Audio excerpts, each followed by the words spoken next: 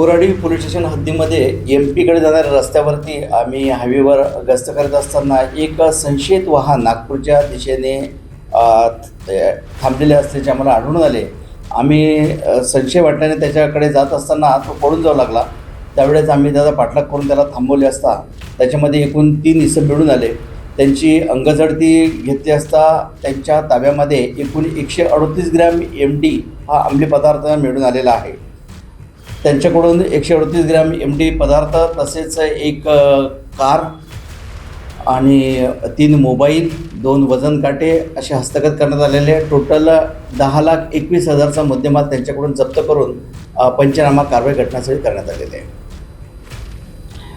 यामध्ये जे आरोपी अटक झालेले आहे त्यांचे नाव आहे एक शेख इम्रान इस्राईल, यशोधरानगर या ठिकाणी राहणार आहे.